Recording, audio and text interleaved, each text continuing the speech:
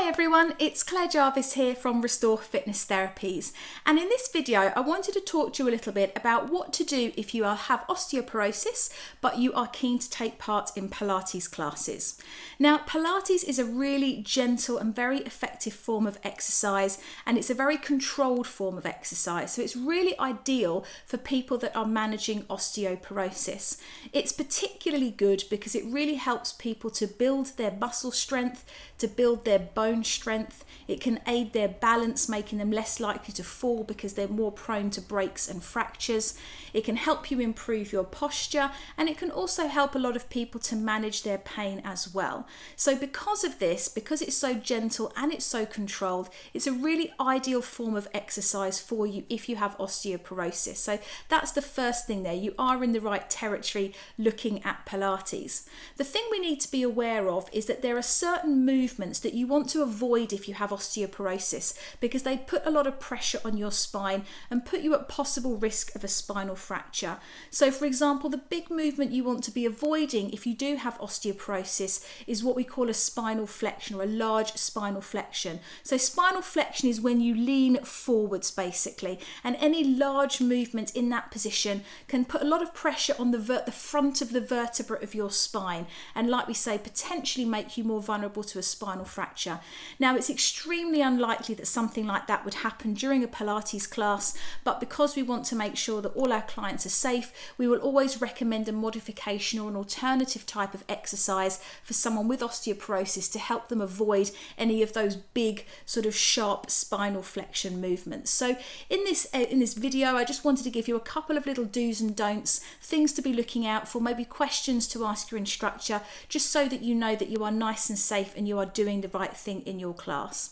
So some things that you want to avoid in Pilates if you have osteoporosis are any uncontrolled sort of sharp movements, sudden movements, or very repetitive movements as well. Now we don't come across a lot of those in our repertoire there, but there are a couple of exercises that you would be wanting to avoid there. We also want to avoid you putting a lot of load or strain on your spine while you are leaning forward. And again, we've got a couple of quite big core strengthening exercises that would put you in that position of putting quite a heavy load on the top of your spine. And again, those would not necessarily be suitable for you. It's always worth speaking to your instructor, because if you ask someone who has a lot of years of experience in Pilates, what they may suggest to you may be slightly modified as to somebody who's completely new to Pilates with osteoporosis, where we probably make much larger modifications, because if you're more experienced, you're going to have more core strength, more physical strength, and your body is going to be able to manage different things. So the things that you really want to do here are to make sure when you're in your Pilates class that all your movements are very smooth, they're very under control, and you're moving from one position to another nice and gently. The second thing is to really listen to your body. You don't want to be pushing your body too far out of its comfort zone, because that's when things can go wrong. So you really want to be connecting your brain with your body, really listening in, being honest with yourself about how you feel, and make sure that you're not pushing yourself outside of that comfort zone.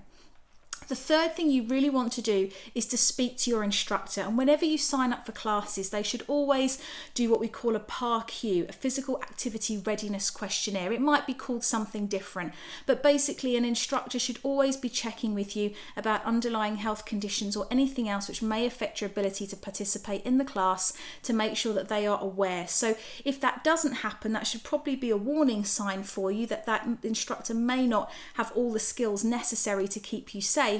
But you also, if you're going into a new class with a new instructor, is to just raise with them that you do have osteoporosis, so that they are aware of your condition and they can then offer you some modifications or alternatives there.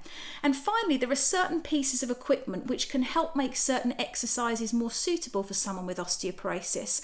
So it might be worth speaking to your National Osteoporosis Society, or speak with your Pilates instructor about what those little bits of equipment may be.